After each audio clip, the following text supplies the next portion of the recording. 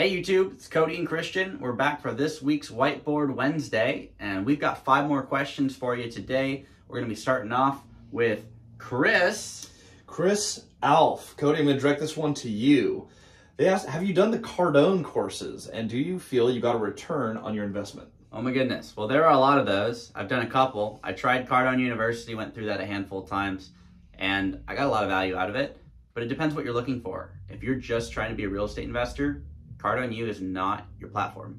If you want to get a little bit better at sales, that's likely a good start, especially if you're doing it as an individual. But I've gone through that a few times. If anything, it's given me a few ideas of what to say, and it's just given me more confidence when I'm going out to talk with people. I have personally gotten a pretty significant return from it. However, you got to know what you're looking for and be very intentional with what you're trying to get out of it. Because for me, I had no sales skills getting started, and it was a lot of direction. However, if you've been in the sales game for a long time, you could get some value out of it, but again, it comes down to what are you trying to get from the program. And it is a program I've been through as well, and we actively pay for our employees to go through it. We continue to use the Cardone courses and use those throughout our company. So recommend. Thus far, we've both got a return on our investment, but it is sales training, not real estate training. Question 2 is also from Alf. It's, how did you locate owners of properties? He doesn't have access to the MLS and didn't realize how many properties are listed versus unlisted. How are we actually finding them when we don't use the MLS? Well, when you're not using the MLS, because I don't use the MLS a ton. I use Google Maps. And then folks are like, okay, well, you can find properties on Google Maps, but then what? You're going to go to the tax assessor. And on the tax assessor, you can find out who owns it. Now the question comes, okay, well, how do I contact them? Because typically you're not going to find their contact info on the tax assessor unless you look at excise tax affidavits, but that's another video.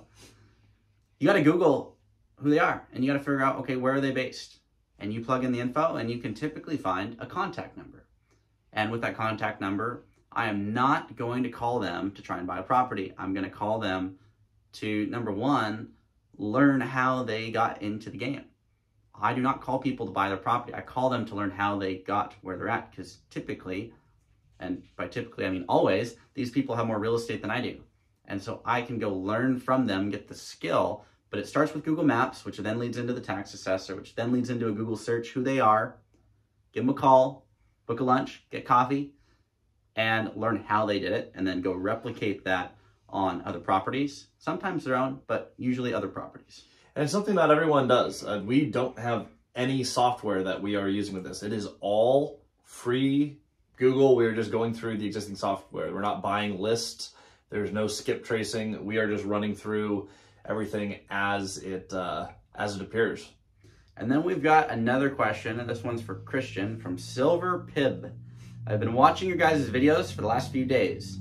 I'm trying to understand where to find opportunities. I'm getting started. Would it be bigger pockets or something else? I want to explore the multifamily process before going in on another single family home. Okay, now this plays very closely to the last question, right? For how to find stuff, Bigger Pockets does have an off-market network, and I know people who've done deals on that. I haven't personally. I don't believe you have either, Cody. No. That being said, from what I've heard, it is fantastic, and I have colleagues who have used it and successfully sourced deals and listed their own.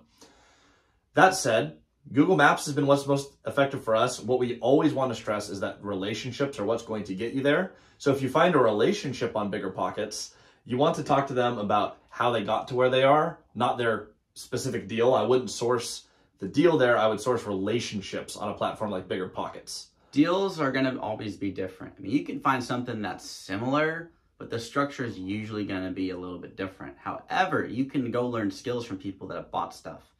Seller financing is a repeatable method to acquire, right? You got to come up with debt or equity.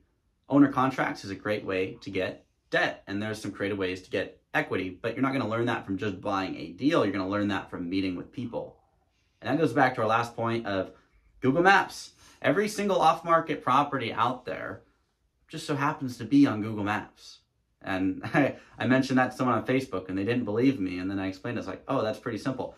Literally every property that you could buy is on Google Maps. So you got to figure out who owns it, tax assessor, and then that new relationship is a new opportunity to go learn and thrive and build up your real estate portfolio, your business, and your connections. And on the back half of that question, wanting to explore multifamily before buying another single family house. I love that, because what that tells me is you want to be in multifamily, or at least you're interested.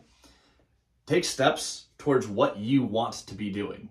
So if you want to get into multifamily, I absolutely recommend don't buy another single family house. Learn multifamily, figure out what you want to do, start with your plan, and then take steps towards that. So excellent question.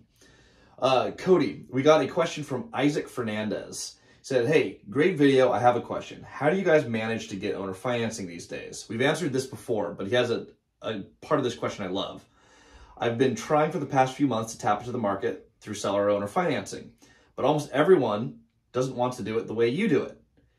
They want a large down payment as assurance. How do you guys work with that? Okay, so you got to think about this and take a step back. People want security in deals. And typically folks equate security to how much money you're putting down, because you're putting a lot of skin in the game. Well, how else can you securitize a deal like that? Well, you can go and prioritize a relationship. And I know this, like, we're beating the same drum. But if they feel like they know you and that they're not going to have to take it back, they will not need as much money down. If they truly know why you're doing what you're doing, meaning that you didn't just meet up with them to buy a property. I can't stress this enough. But if they actually know you as if you were their own family member, they're not going to ask for as much down. They won't on a typical deal. I've gotten deals where typically they want 20 to 30% down when I first meet them. And I'm like, okay, I can't do that today. And then I keep on meeting with them. I share a little bit more about why I'm doing what I'm doing and what I'm doing actively to get there. And then they went down to 15% down. I kept meeting with them. They went to 10% down. Christian and I just bought 3 duplexes from them, 10% down. And then we keep on working it and potentially getting some 0% down deals. It's not done yet, but there was no way we would have gotten that little money down if I just kept trying to ask for more than I was giving back up front. If you just ask for 10%, you're probably not going to get it. However, if you continue to meet with them, show them what pieces you're working with, why you're going where you're going, they're more likely to give you low down terms. Mm-hmm. Because people, and I've said this before, people get to a point in their life where they have more money than they have time. And they don't actually need the money. They just don't want to go through the hassle of taking it back. So if you can show them that you are 100% committed, and it's not going to happen through one meeting, but you show them over periods of time, 6 months, 12 months, 18 months even, that you're here for the long game, they're not going to ask you for as much down. And most people will not go through that process because it's not a deal today. Mm-hmm. And that's okay. Yeah, owner contracts, they're the lender, and your lender is another player in the deal. Like, they are a continuing partner in that deal, whether you view it that way or not. The fact is, they have a stake in it. So if they don't know you, of course they want you to have more skin in the game. They need to feel secure in their investment. The only way that you can add security to them is building a relationship. If they know you, they can invest in you, and they're willing to do that at a higher level if you can connect with them and get buy-in on who you are, what you are trying to accomplish. And then our last question from Giorgio. Thank you for answering my last question. I have also understood that you have a mentorship program going on. How is it possible to chat about that? That's a good question. And I don't think we've answered that on this channel yet. Cody and I will mentor in small groups. We started this a while back on a one-on-one basis. And what we found is when we bring a few investors together from around the country, different walks of life, different points, people learn faster, and there's built-in accountability where people actually start bringing deals to each other, and we see stuff start to happen. So what it's evolved into is usually about every 1 or 2 months, we'll start another group, 8 to 10 people, and we'll just get together and go over how to set goals, how we're analyzing a deal, how to talk to owners and brokers. And the goal is that someone's going to buy a property in their first 6 to 12 months. If you're not ready to buy yet, mentorship's not for you, and that is okay. Keep learning, keep watching the channel. If you go, this is the year that I want to buy, and I want to do multifamily, hit me up at Christian Osgood at Instagram. That's the easiest way to reach me. And we can have a chat, and if it's right for you, would love to help you reach your goals. And just understand, I've said this so many times, I believe I said it on Bigger Pockets, but application is more important than information. This is the information age, and anything you want to learn is online. Mm-hmm.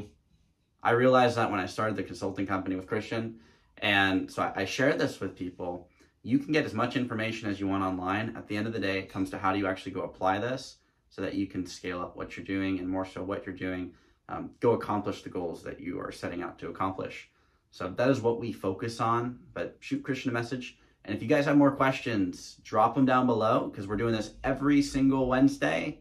We're hoping to get a little bit better every week at answering these questions. So comment below, like, subscribe, and we'll see you guys next time.